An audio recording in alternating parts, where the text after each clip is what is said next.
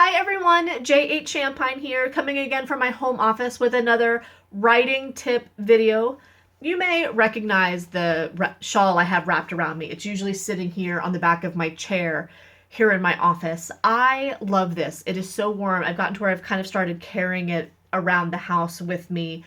It's, gets chilly down here in my office. We're in the lower level of my house, and it's just the nature of being downstairs in the winter. It's about 20 something degrees right now, and I just saw we have yet another winter weather advisory coming, which I have 4 words for. Is it spring yet? I'm done with winter. I'm over it.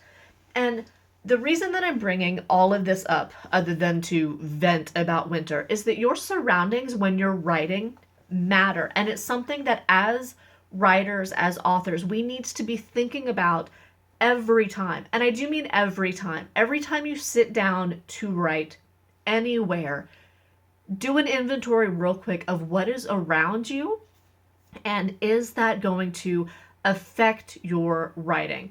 So being cold is going to be distracting. I know it distracts me. And if I'm constantly thinking about, should I go get some tea? Why is it so cold? Could I do something else in here?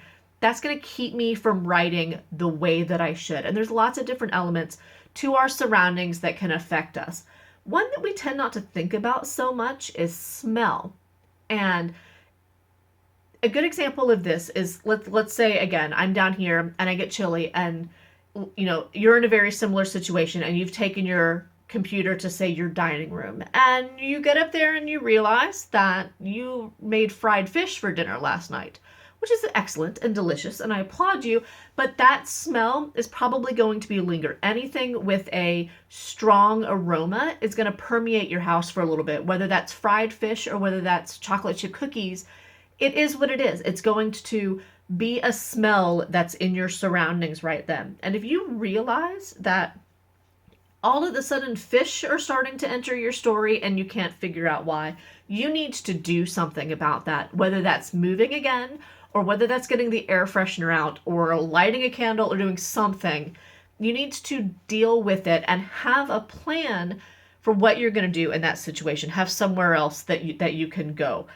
Another thing that can be a huge factor in your surroundings is sound. That's a little bit easier one to think about, one that we tend to focus on a little bit more.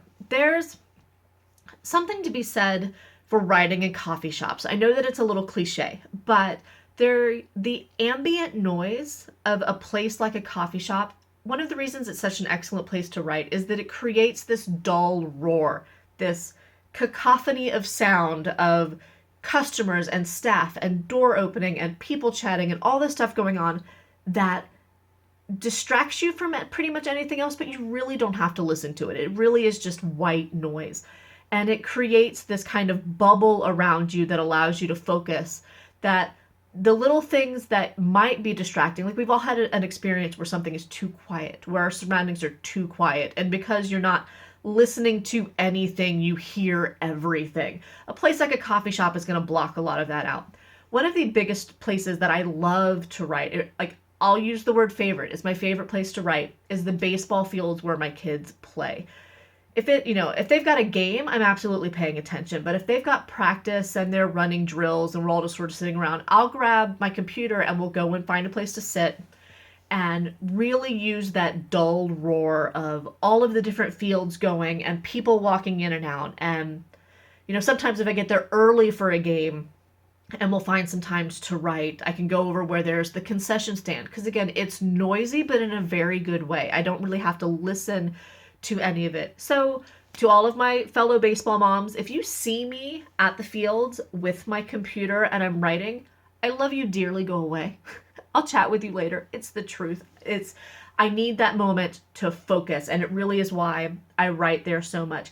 So I kind of had a really weird moment where sound was a factor in my surroundings not long ago. I was actually sitting right here. I was in my office and was writing, and had decided to turn on some music. And I didn't want to be distracted by the lyrics, so I turned on classical music, and one of my absolute favorite songs came on. It's Rhapsody in Blue by Gershwin. I have loved that piece of music since I was a little girl.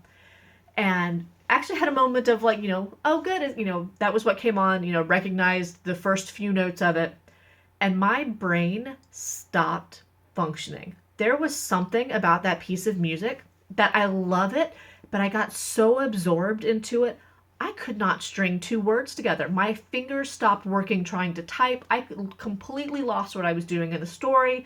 My entire brain ground to a halt until that song was over. And it was the weirdest sensation. I actually got up and went for a walk just to sort of try to put my brain back together. I could not figure out why that particular piece of music ground all of my writing abilities to a halt. But now that I've had that experience, I really need to think about, okay, what music am I listening to and how that's going to affect me?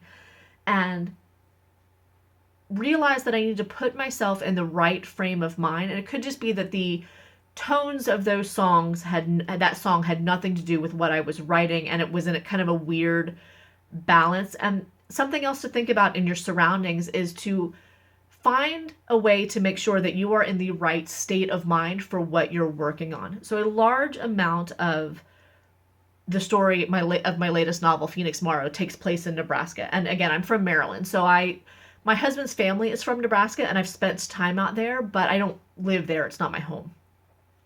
So it's, a place that I'm not in every day. But we were out there. One of the trips we took out there was when I was working on Phoenix Morrow, and I grabbed my computer and I hid from everybody else. It's the truth.